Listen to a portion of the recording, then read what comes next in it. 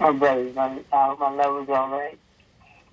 God bless you. Yesterday, can you hear me? Yes, brother. Fine. Go ahead, brother.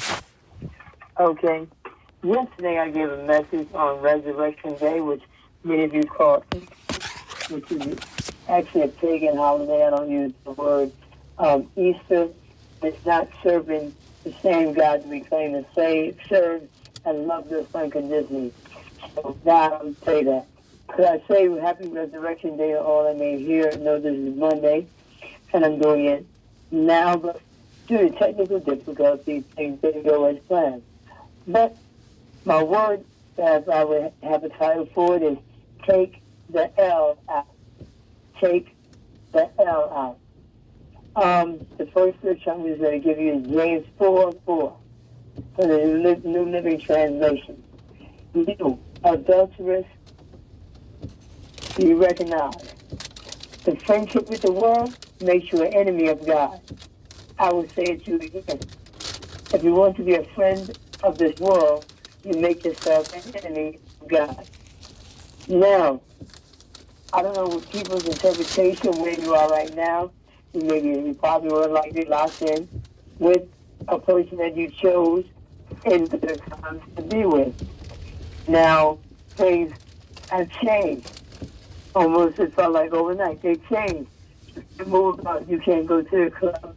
You can't cheat. If you were cheating, you can't run around and do what they used to do because everyone's fearful of the next person killing them by mistake or on purpose.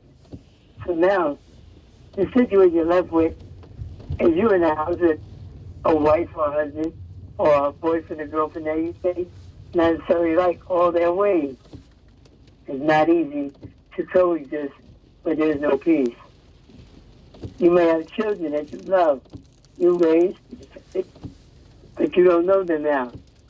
As they went through teen years, they were on their phone, connected with their friends. You ask them how they felt, what they wanted to do with their life, what their goals were. They just loved them. If you just hug them for no reason, just because they're human. And you say you love them, love is a reactive word. Love means action. You have to do something in order for love to be realized. And that brings me back to the Lord.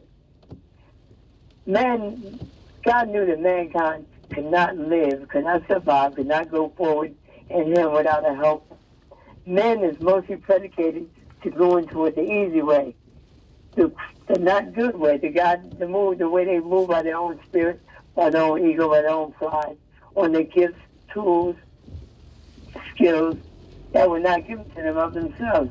Everything good comes from God. Everything we have, we think, we breathe, the way we think, is all a gift from God. But it's not meant to be perverted. It's meant to help your fellow man, and to help your brother, not to be a blessing to the world. Many of you have hijacked your own life. You could have been to be world changers. The intellect and the way you maneuver if you were in the street game, whatever you did. If you had to maneuver that, manage people, manage your income, flow, fire, hire, you have all the skills that people go to school for 4 years they can afford to go. But somehow that's in us. Forced feelings from the situation we're in. Boxed in, redlining, prejudice, job. The only thing is left in the hood for us, guns, drugs, churches, mosques. Choices have to be made. And the choice that you make, sometimes claim lies. You're still claiming lies. But there's always a bigger picture. There's the picture of government and a system that many are aware of until right now. Right now, many of us start wondering what's going to come after this. Will there be sports again? Will I be able to go to a club? Will I be able to hang out? Nails, hair, shoes, clothes, with somebody else's name on it, while you're making someone else list the flaws. Everyone right now is in the same position.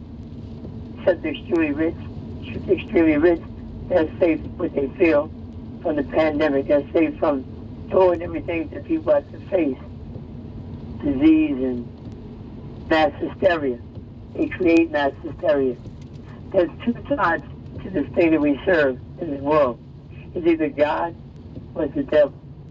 Satan, Mammon, particularly that these people that seek to depopulate and get rid of people to rule you, to take over. That's their goal. How you gonna be mad at them? That's their nature. But you, who have a choice, who right now is struggling to get along with your own family members, wife, children, whatever, something you haven't chosen. To serve God is to have a helper. To accept Yeshua Christ is to have a helper. To guide you through. You already know what to do is right, wrong. Your conscience told you that. But the choice you made and maybe put you in a position where you don't feel you can make choices. You don't feel like maybe you're irrelevant right now. But all the things that you have the status, all the things that are important, all the things that you went to command, go, get, hustle, money, car, house. You know if you're going back to it? You don't know. Whether you'll be able to enjoy life that we used to have. But there's a life above this one. I'm not panicked, I'm not worried, not scared of death. It's not because I'm anybody special, anybody tougher than anybody else. It's just choices. We're not going to live forever. We're going to be here for a short period of time. We can do everything you're going to do by yourself. So that you get lonely. You want to have a person that understands you. And you can be understood by. The person that you know has got your back for real. Not street back. Not back when things is good. I'm chilling when things bad. No, that person would really ride or die for me. And I don't think that it's quite possible for us to be reconciled to each other unless we have the Spirit of God in us. I'm going to read something about love just to give you perspective because I'm talking on my neck. This is from 1 Corinthians chapter 13 about what love is. Check yourself as I read these to see if it pertains to you. Love is patient. Love is kind. It is not jealous. Love is not brag. It is not arrogant. It does not act unbecomingly. It means violent. It doesn't seek its own. It is not provoked. It does not take into account wrong, suffering. It does not make choices. It does not rejoice in unrighteousness, but rejoices with the truth. Love bears all things, believes all things, hopes all things, and endures all things. And all those things are good things. The things involved in real love that right now it's time like this that you need. That love is down with you. I use the analogy that like me and my wife are down like a dump truck with 4 flat tires, fully loaded, all the way down. And that's the part of heaven that God gives you in this world. Over here, the person you pick, the person that you love, the person you care about, and your children, which you made, and you have a choice to love, tell the truth. Let them know you love them just because they admit that you made them. This is a union of hopefully love. But God sent Jesus to this world, Yeshua Christ. Whether you believe in my faith or not, I got to give my version what He has blessed me. He taught me through all of to get to 63 years old and be at peace, that I can share whatever love I have with you. So if you don't agree with me, it's okay. God bless you. I still faithfully still love you. It won't change my attitude toward you.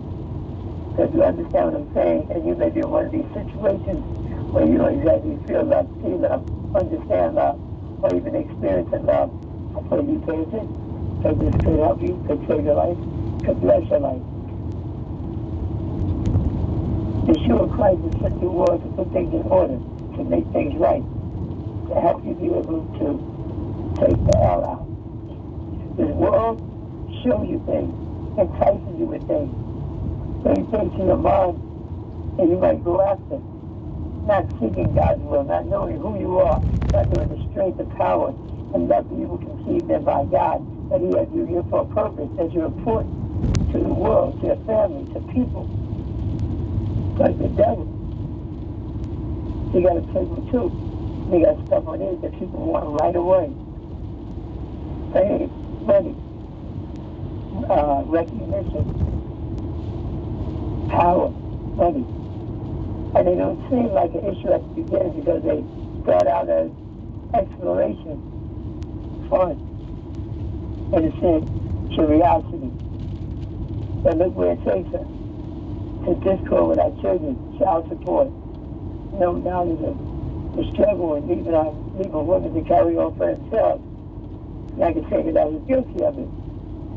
I repented and apologized, and I would do that if I didn't have the spirit of God in me. I didn't have the remorse, knowing that it's not all about me. I didn't get anywhere because it was just I was so strong, so smart, so intelligent. There's a God that lives behind, looks low, and cares about his people, cares about his individuals, and he has a job for us to do. Even you, no matter where you think you are right now, there's a job, there's a redemption still to be had. God moves, makes miracles. We want the world to go back. I don't want to go back as it used to. I want to go back better. That those of us that say we know God would show that love to the people around us, to our neighbors, to our ethnicity. Not just our ethnicity, but to our ethnicity first, the ones you're around, the ones that live next door you, above you, next door. And I once saw that in my life in the 60s. Where no matter what your faith was, we still work together for a common good for the world. And to be erased through decades of turning us back to setting him and God chasing us with his tools, with his weapons. And we are where we are right now, unaware of not believing the powers that be and what they're doing to us. And why we preach, why we care about the person around us. We do. I do. I preach not to be famous, not to get money, because I love my people. I love all people. I love my people first. The ones I look like, the ones I've been around since I grew up. I know them. I know other people too, but the plight around as black people in America is like none other. So if you don't understand the history and why we're where we're at, all of them things strange. I think I'm just talking to be talking. I don't talk just to get myself. The Word of God has us in it. We're in this book. If you love God, and you say you love God, you love your brother next to you. That's the whole of the gospel. If you don't have a book in front of you, you love the Lord God with your heart, soul, mind, spirit. Love your neighbor who's next to you, like you love yourself, like you care about your own life, like you care about your success and theirs. You'll hear what I'm saying. Yeshua Christ has come to earth to change the whole world, to bring us back into reconciliation with God the Father. And some may say, how can he be both at the same time? God is God. God is God. He's above our thinking. He creates the world, us, what we live in, how the systems work. So why would you question God about what he's able to do? Question yourself about what you say you're able to do. Anyway, he came, crucified, and then risen up from the dead. And at the proper time, coming back to save mankind, to bring mankind out of this trouble, out of this trial, out of this tribulation. So you may be going through what you feel going through. There's a heaven after this world. There's some places go after this world by my faith. I have it in the house. So you got to make your direction sure while you're here. None of us know the day and the hour that we'll die. From natural causes, COVID, or whatever plots and plans of the enemy. So you have to make every day count. Every day is important. Every day is crucial. Love the Lord thy God with thy heart, soul, mind, and strength. Love your neighbor as yourself. Anybody that confesses to follow Yeshua Christ, now use the word Christian all the time because many times the word Christian, as you've seen it, followed, has led you away from God, to religion, to man's input into the Word of God. To seek your salvation for yourself with fear and trembling. That means fear, respect, understanding, knowing that there's something above you stronger than you, able to direct your path, able to live your life, able to sustain your life. There is a God, and He sent a Savior, and Yeshua Christ. There's no J back then, but when I say Jesus, nobody gets confused. To come and save us from ourselves. To accomplish the victory over death. Now sits at the right hand of the Father, waiting to come back. Not with love and hugs, but with redemption. His death, final judgment for the world.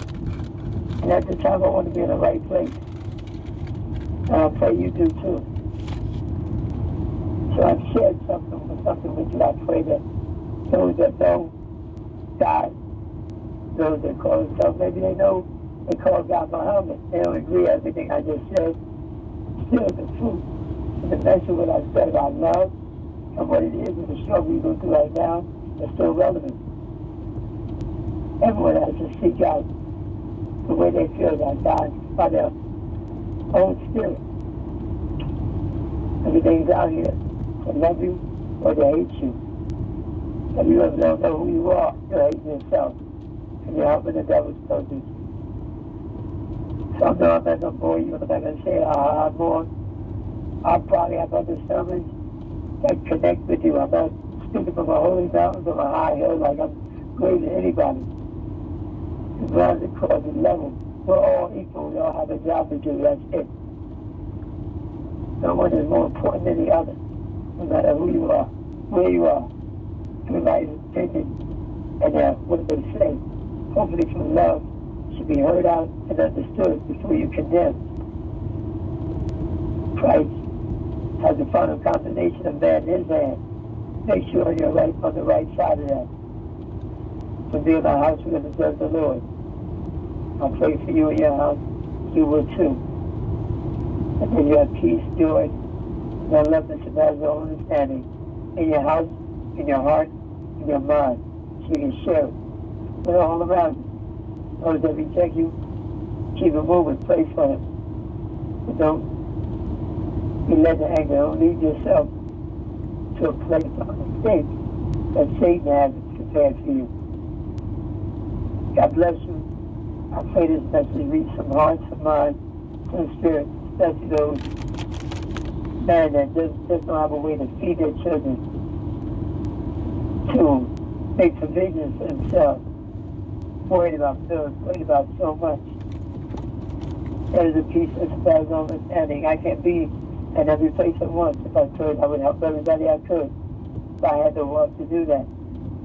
This life is hard. But there is a heaven within it. Future our choices is a heaven after this, after death. And no more worry, no more pain, no more trials. And I want everybody to be there. God bless you. Have a great day.